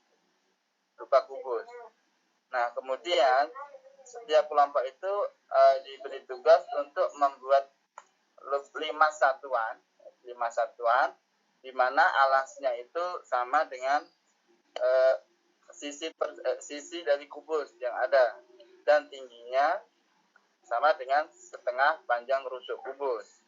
Kemudian siswa diminta melakukan penyelidikan atau memeriksa, diminta membuat limas satuan itu sebanyak-banyaknya, sehingga pertanyaannya nanti ada berapa limas satuan yang bisa dimasukkan ke dalam kubus tersebut. Nah, dari situ siswa pasti akan mencoba memasukkan limas yang sudah dibuat tadi, ada berapa limas yang bisa dimasukkan gitu. Nah, dari situ pasti mereka akan menemukan bahwa dalam satu kubus itu bisa dimasukkan 6 limas, sehingga satu limas itu volumenya sama dengan 1/6 kubus. Dari situ kita akan membimbing siswa supaya menemukan volume kubus seperti yang volume limas seperti yang disampaikan oleh Pak Sabyudin tadi. Mungkin itu sintaknya Bu. Terima kasih. Ya, terima kasih. Mbak Menik masih ingin menambahkan? Sudah dijelaskan secara rinci oleh Pak Didik tadi Bu, seperti itu juga maksudnya. Iya Bu. Ya, udah. Kita lanjut materi lain. Bagaimana sekarang membelajarkan siswa untuk operasi bilangan negatif dikalikan bilangan negatif, hasilnya positif. Ya, mungkin ini sangat diperlukan bagi sahabat tadi yang tidak mengenal ilmu pendidikan, belum ini ilmu pendidikan, pembelajaran. Soal nomor 3, membuktikan bahwa bilangan negatif dikalikan dengan bilangan negatif hasilnya positif. Yuk, ingat matematika deduktif ya. Kalau misalnya diberikan contoh bilangan negatif kali negatif, loh hasilnya ini negatif kali, sampai banyak contoh, oh berarti negatif kali negatif sama positif. Itu berarti induktif toh. Bagaimana jawaban Bapak Ibu? Membelajarkan pada siswa SD ya. Memang kalau yang sudah mengajar di SLTA, SLTP menjadi kesulitan ya harus membaca. Tapi di Google banyak itu. Cara membelajarkan bilangan negatif kali negatif sama dengan positif. Di sini yang saya minta adalah sintak pembelajarannya ya.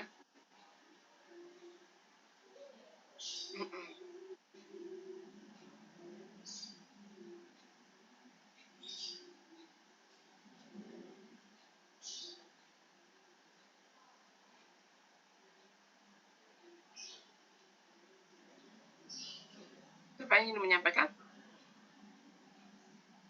Nggak ada guru SD-nya di sini ya? Siapa yang guru SD? Ya. Nah, nggak ada di situ. Di Google juga banyak tuh. Bagaimana cara membelajarkan pada siswa SD?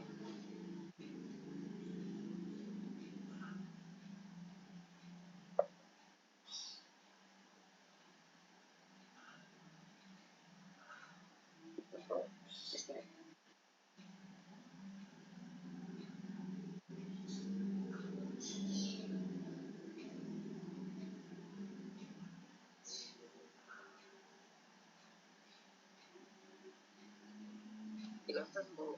Siapa? Bu, siapa kemarin itu? Bu Grace, Bu Mary, siapa itu? Silakan dulu dicari ya di Google. Kalau nggak kalau misalnya nggak ada yang guru SD nih. Ya, biasanya guru SD Bu yang paling dipakai itu adalah itu yang hadap kiri, hadap kanan, melangkah ke kiri, melangkah ke kanan. Kalau di guru SD, kalau kita di SMP sudah terlalu menggunakan. Udah. Pakai hadap kiri, hadap kanan, loncat ke kiri, lanjutkan garis bilangan ya Pak ya. Ya.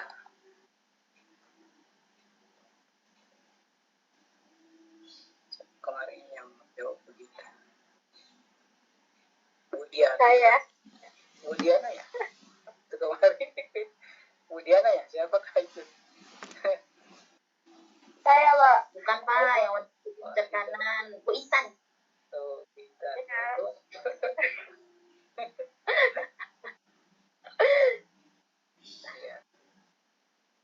Tapi kan dimintanya deduktif, Pak.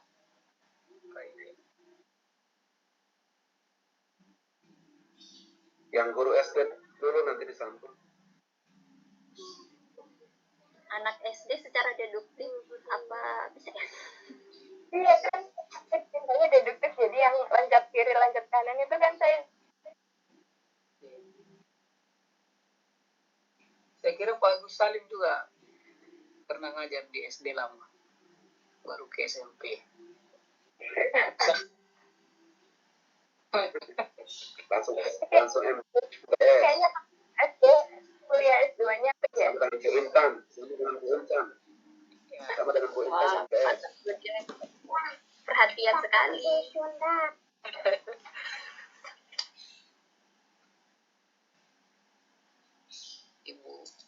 Bu dosen lab ya? Ada ibu. Dia nggak, ya. Dia nggak ada ya.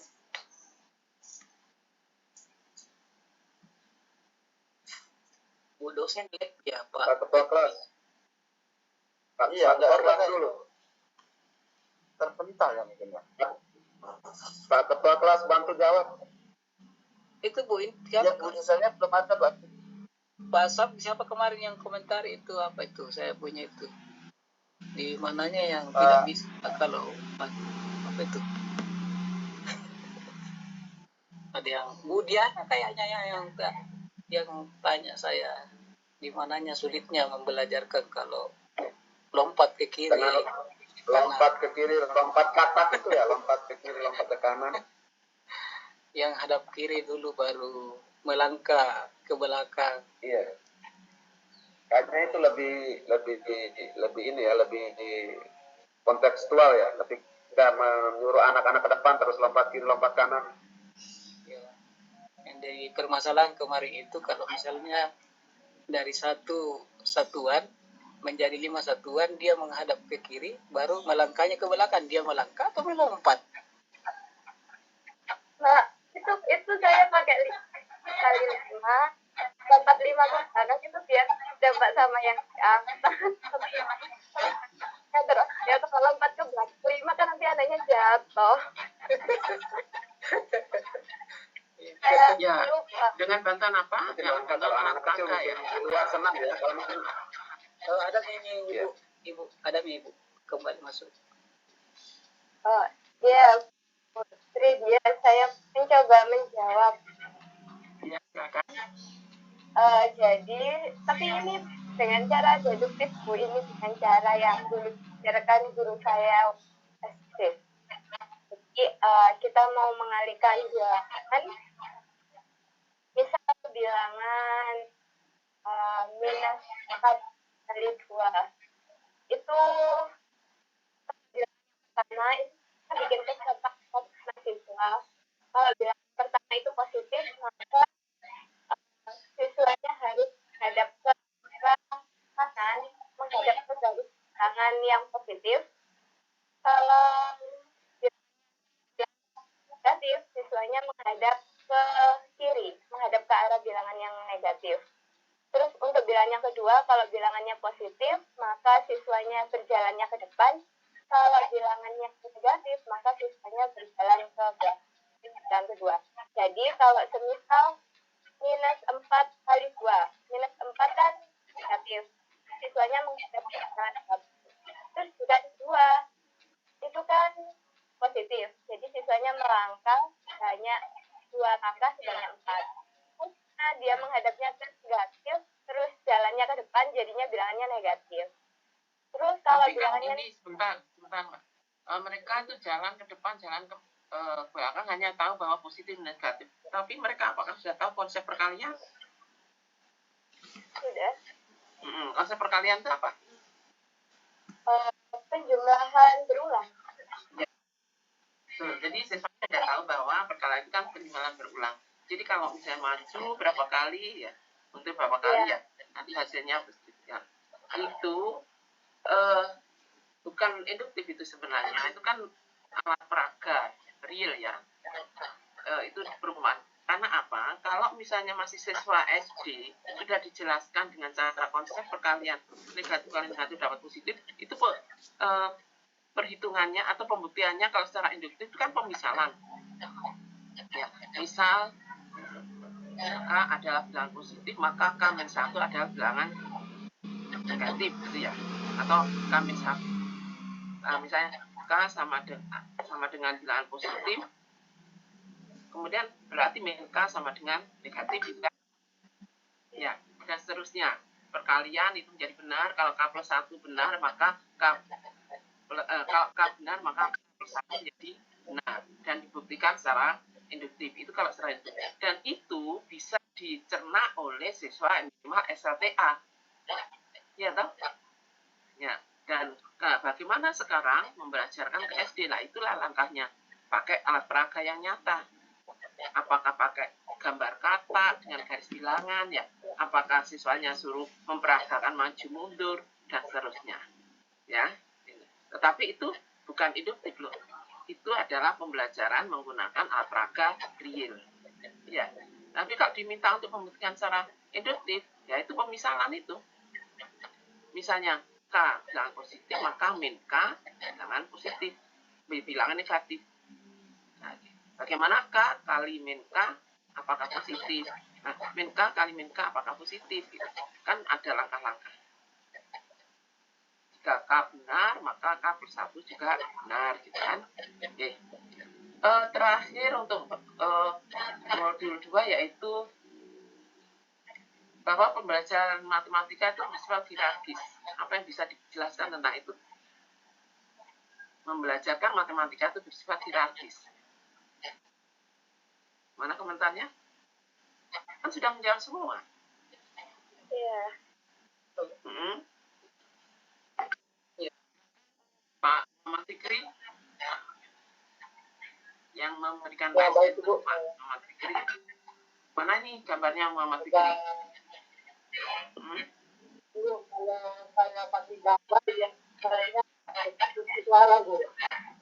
Silakan. Yang bagus. Jadi aku paham sebagai saya pikir karena materi itu saling berkaitan Bu. Jadi mempelajari data yang ada kaitan untuk jenjang. Nah, sehingga soal itu di sekolah memang dari kita sampaikan sebagai bentuk motivasi bahwa mempelajari materi hari ini akan berguna untuk kedepannya. Terima kasih. Ya, jadi intinya matematika hierarkis itu siswa itu atau kita belajar matematika nggak bisa ujuk-ujuk yang matematika tingkat tinggi kan, matematika dari tahap yang rendah. Diambil contoh bahwa perkalian kita nggak mungkin menjelaskan siswa perkalian tanpa harus menjelaskan penjumlahan dulu kan, karena pada akhirnya nanti perkalian adalah konsepnya adalah penjumlahan berulang. Nah, menjelaskan perkalian dengan menggunakan penjumlahan berulang, artinya penjumlahan dijelaskan lebih dulu, itu artinya hierarkis. Ya, ada kalanya nanti misalnya menjelaskan rumus rumus ABC. Nah, tapi ada itu kita mengambil dari konsep-konsep yang terdahulu. Itu namanya hierarkis. Oke. Nah, sekarang ini ya, ini Mas. Tahu definisi lingkaran, teman-teman? Kalau lingkaran definisinya apa? Suatu titik Jarak sama terhadap suatu titik. Kumpulan titik-titik yang berjarak sama terhadap satu titik, ya. Betul? Ya. Jadi lingkaran itu adalah kumpulan titik-titik yang berjarak sama terhadap satu titik tertentu. Satu titik tertentu itu biasanya disebut apa? titik pusat. Pusat lingkaran. Nah, kalau definisinya bahwa lingkaran itu kumpulan titik-titik, kemudian ada guru menjelaskan carilah luas lingkaran. Betulkah pertanyaan itu? Luas daerah. Kan sering kita sering menjumpai ya, carilah lingkaran dengan luas lingkaran dengan jari-jari sekian.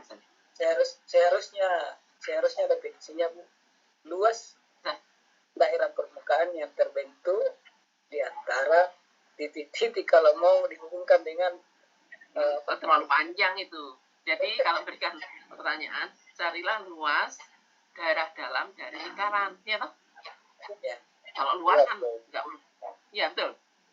Daerah dalam dari lingkaran. Kan jangan disebut lagi kumpulan titik-titik. Tadi kan katanya sudah didefinisikan lingkaran. Tetapi yang dihitung luasnya itu wilayah dalamnya, daerah dalam toh? Daerah dalam. Ya, jadi carilah, hitunglah luas daerah dalam lingkaran. Kalau daerah luar lingkaran kan Kalau bidang lingkaran itu apa? Kalau bidang lingkaran boleh enggak, Bu? Hitunglah luas bidang lingkaran. Oh, bidang lingkaran ya. Maksudnya bidang lingkaran kalau misalnya sepanjang yang dimaksud bidang lingkaran itu wilayah atau daerah dalam lingkaran, boleh.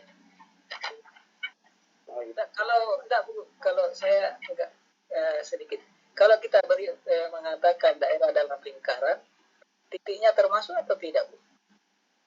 Karena kita katakan tadi kumpulan titik-titik yang berjarak sama antara dengan titik pusat. Nah, sekarang kalau kita mengatakan luas dalam lingkaran, titiknya sama dengan atau tidak termasuk titik? Tanya yang sama, misalnya kita akan menghitung persegi panjang. Apakah garis persegi panjang itu ikut nggak? Persegi panjang menghitung persegi panjang kan?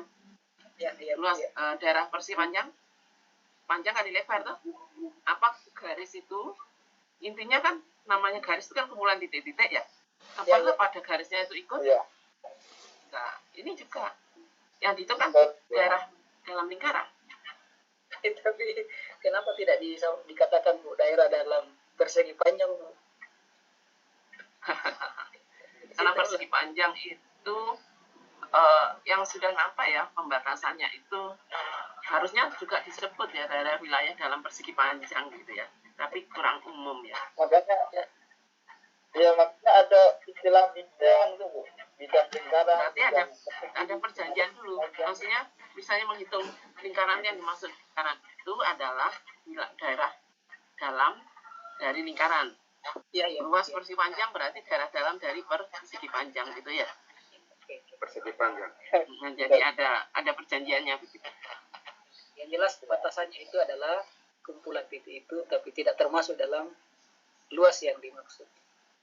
Iya. Ini Pak Samsudin, kalau menurut saya mau titik itu ikut apa enggak, titik itu kan nggak punya luas Pak. Meskipun ikut, dia pun juga akan mempengaruhi luasnya, karena titik itu nggak punya luas. Tapi kan luas terdiri dari semua titik, Pak. Titik itu nggak punya luas, benar. Jadi yang punya luas itu kan daerah. Daerah. Bidang-bidang kan kumpulan semua titik. Kalau di punya luas itu kan daerah. Lanjut sekarang diskusi pada diskusi 3, modul 3.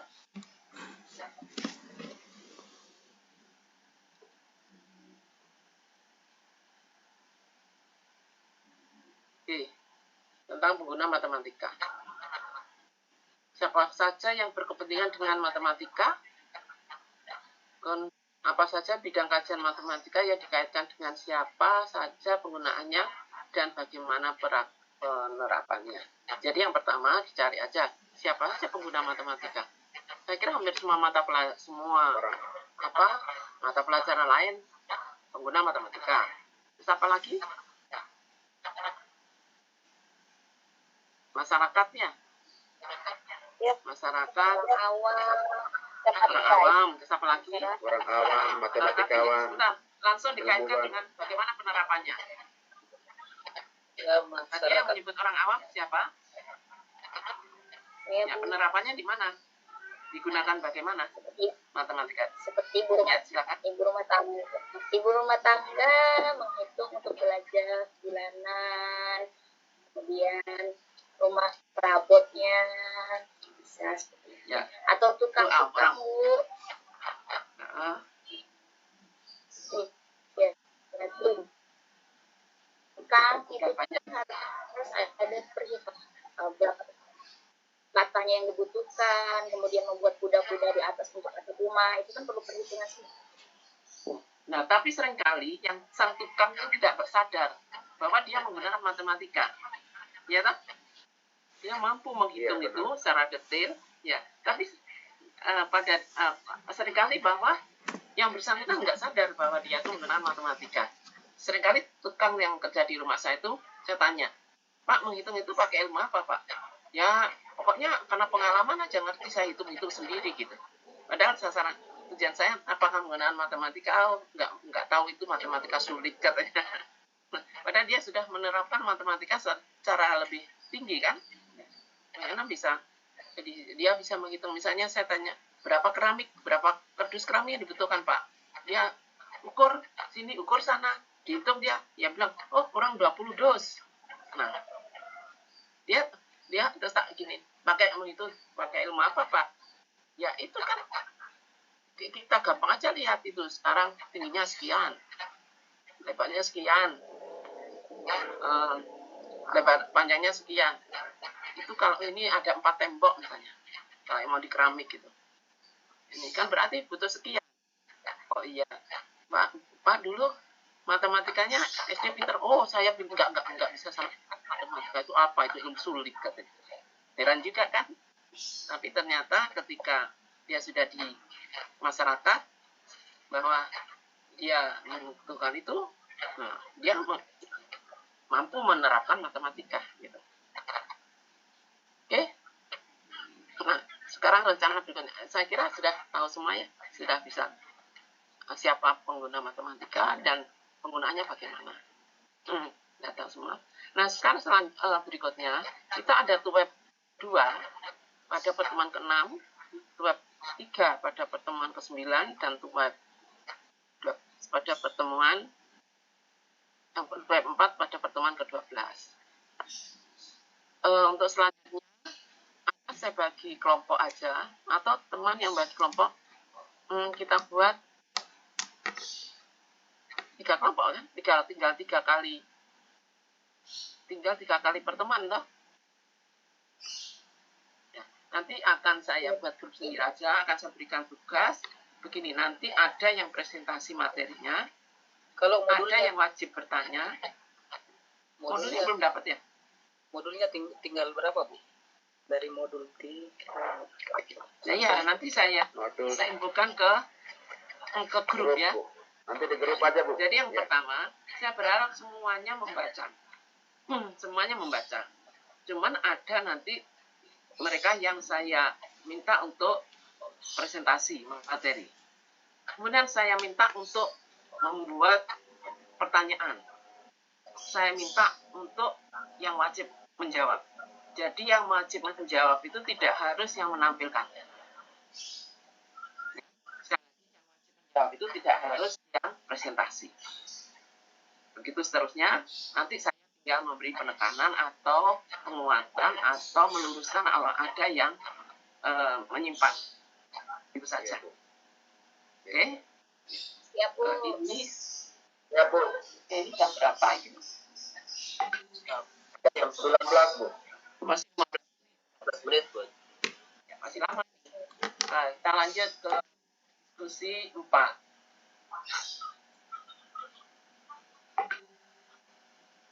Silakan dibuka.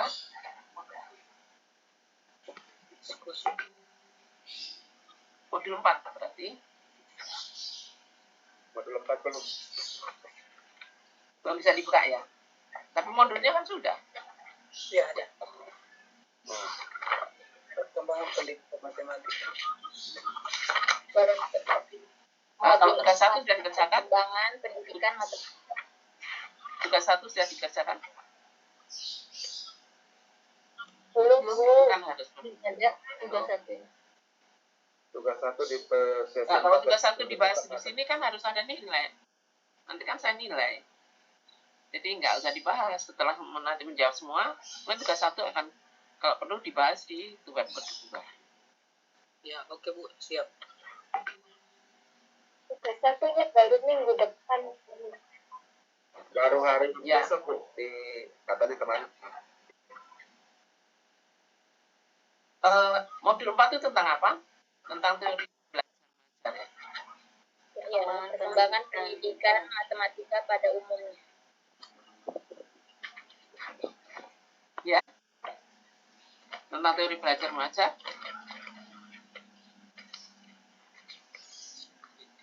Ya, teori belajar mengajar.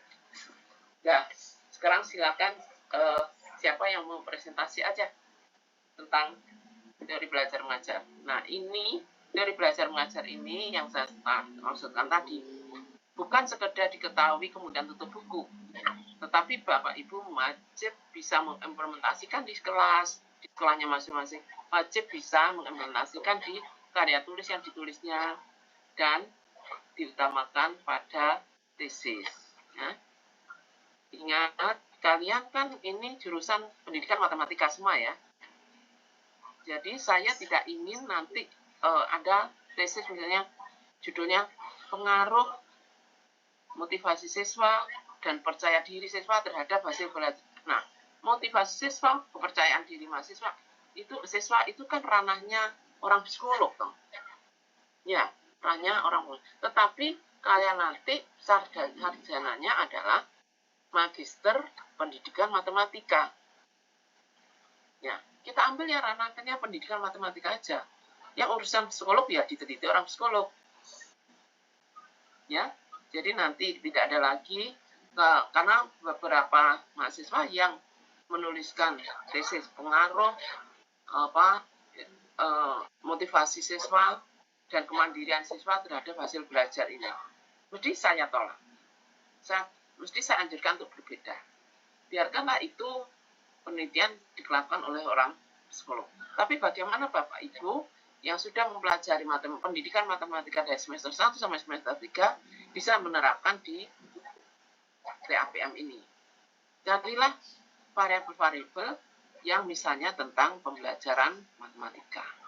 tentang teori-teori model matematika, pendekatan matematika. Itu ya. Ya, silakan siapa yang ingin presentasi secara singkat tentang teori pembelajaran. Penelitian pendidikan matematika tentu sebentar ya, saya bacakan soalnya ya. Penelitian pendidikan matematika tentu tidak dapat terlepas dari teori-teori mendasarinya. Salah satunya adalah teori belajar mengajar. Jelaskan apa yang dimaksud dengan pernyataan ini. Nah, karena itu tadi kan saya terangkan bahwa penelitian yang dilakukan orang pendidikan matematika, apalagi sudah S2, itu tidak lepas dari teori-teori belajar mengajar. Jangan memakai nanti variabel lain, variabelnya seorang psikolog, ya. Jadi tidak lepas dari teori-teori belajar, dasar-dasar teori belajar matematika, dari pembelajaran matematika. Silakan komentari, kenapa penelitian orang matematika selalu mendasari teori belajar mengajar matematika?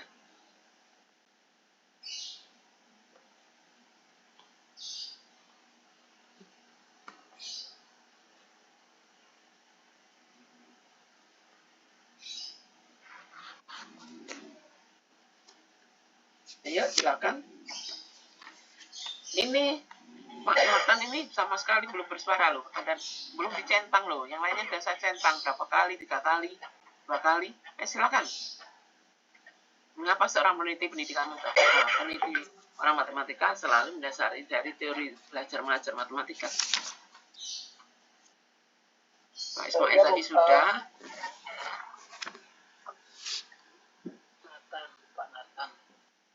Ya, silakan Pak Nathan. Saya sebenarnya guru baru Bu, jadi masih belajar banyak tentang mengajar, teori mengajar. Cuman dalam keseharian kami di sekolah Bu, kami mengajarnya itu saya menggunakan biasanya pakai ini Bu, teknologi Bu, seperti tadi mengajar limas, saya menggunakan visual mode Bu. Jadi bagaimana menghitung volume limas itu Bu, saya menggunakan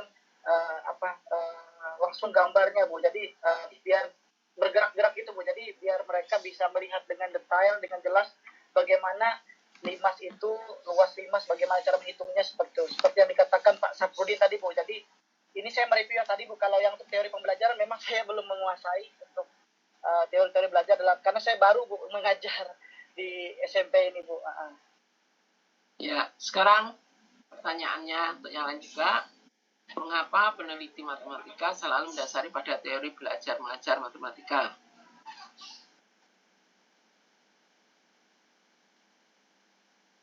Bagaimana? Saya Bu. Ya, silakan Pak Wahyu. Ya mungkin begini Bu ya.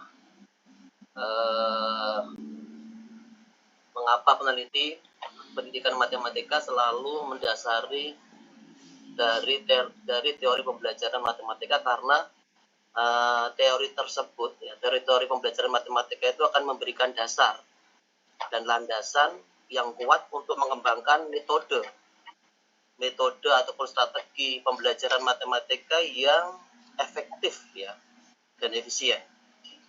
Itu mungkin Bu. Terima kasih. Ya, teori-teori belajar mengajar matematika itu banyak ragamnya ya, dan masing-masing teori itu punya ada tokoh tersebut yang telah melakukan penelitian dengan menggunakan teori pembelajaran itu. Dari penelitian dia menemukan satu teori belajar mengajar. Misalnya tokoh-tokoh itu adalah siapa? Kuliah itu adalah tokoh pembelajaran pemecahan masalah. Brunner itu tentang Ausubel, pembelajaran tentang teori belajar mengajar bermakna. Ya, kemudian siapa itu tokohnya AME itu pembelajaran tentang realistik matematika, bahwa membelajarkan matematika itu bermula dari hal-hal yang realistik. Ya, itu seterusnya. Sehingga mengapa peneliti harus berdasarkan teori belajar mengajar matematika, karena teori-teori yang sudah diakui kesuksesannya itu sudah dilakukan penelitian. Kemudian sudah berhasil. Tetapi kalau misalnya teori tersebut juga ada yang menemukan bahwa teori belajar itu tidak berlaku di satu kota tertentu, ya bisa saja. Karena itu dalam menerapkan pembelajaran tidak boleh menggunakan dalam satu teori belajar. Harus lebih dari satu teori belajar. Karena masing-masing teori belajar itu ada kelemahan dan kelebihannya. Ya. Selama ini kalau misalnya menggunakan teori diskusi terus juga nggak bisa. Ceramah terus bosan. Itu teori pembelajaran ya, ragam metode pembelajaran. Brainstorming terus, ya nanti apa dapatnya mahasiswa. Ya bisa sudah dibuka modul 4-nya apa aja tuh. Teori belajar mengajar matematika. Ada teori biasa, tadi Ibu bilang. Ya. PAC itu apa? Ya tahap mental perkembangannya mental. Dia ada teori motor, regenerasi, bagi konkret, informal. Teori pantul juga berhubungan dengan geometri. Ya, di situ selain kenal, tetapi harus juga mengerti apa yang dilakukan dan teori itu untuk apa. Karena ada satu teori belajar tertentu yang bagus untuk diajarkan untuk materi geometri, lunar itu ya misalnya. Tapi ada juga kalau misalnya realistic mathematics education biasanya untuk soal cerita, kan? Ya. Jadi mungkin Bu untuk masing-masing peneliti itu punya ciri khas, misalkan Gagne gitu menggunakan simbol-simbol gitu ya Bu ya untuk pembelajaran, atau misalkan dia kalau misalkan teori belajar ya, untuk lebih tepatnya di SD gitu kalau saya lihat. Kalau misalkan teori belajar Van Hill dia untuk memahami tentang geometri gitu Bu ya.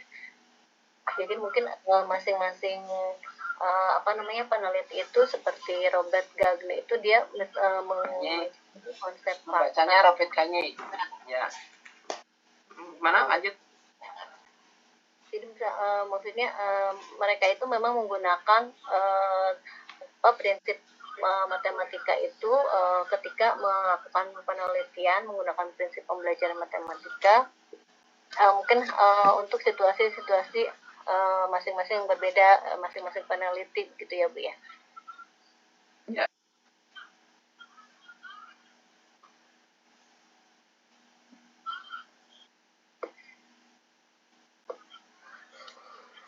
Terus mengapa tadi ada Gagne gimana?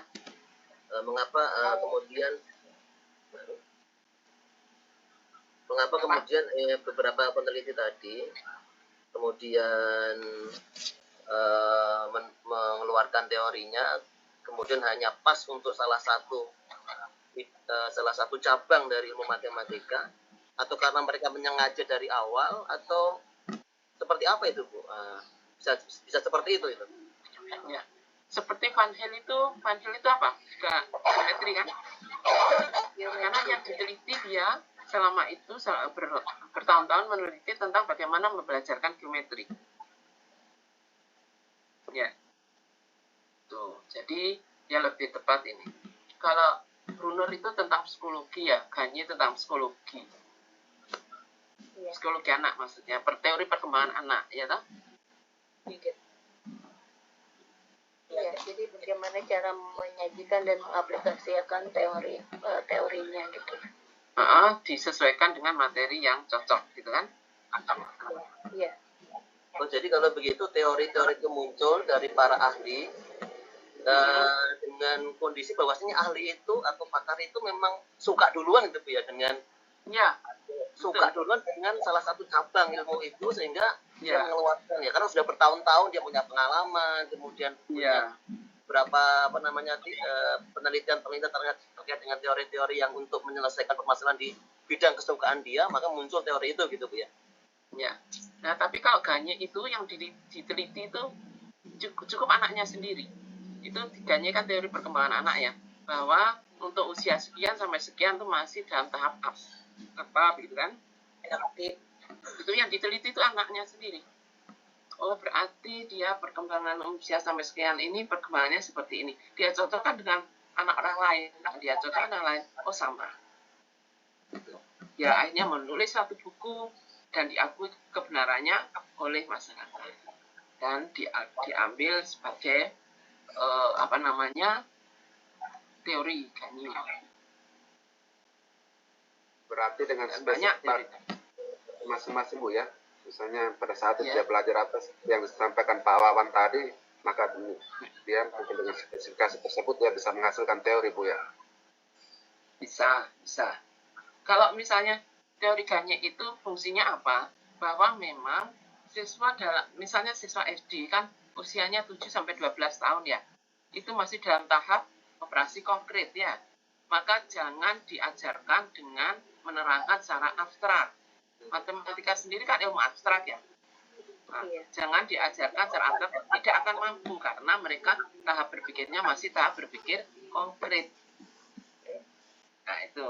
Jadi dia supaya tidak abstrak ya pakai alat peraga kubus yang bisa dibuka, ditutup, atau banyak beberapa limas yang dimasukkan. Nah, itu kan salah satu cara bantuan kan. Jadi pembuktiannya tidak abstrak.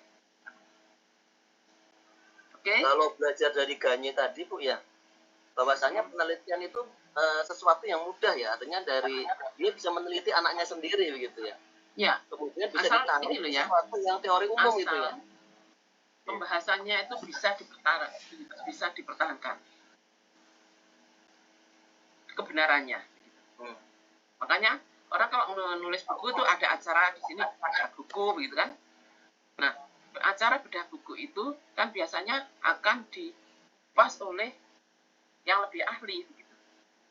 Sampai akhirnya masyarakat dan sang ahli itu menyetujui bahwa buku itu sudah layak untuk terbit, ya boleh dipakai sebagai rujukan. Ya.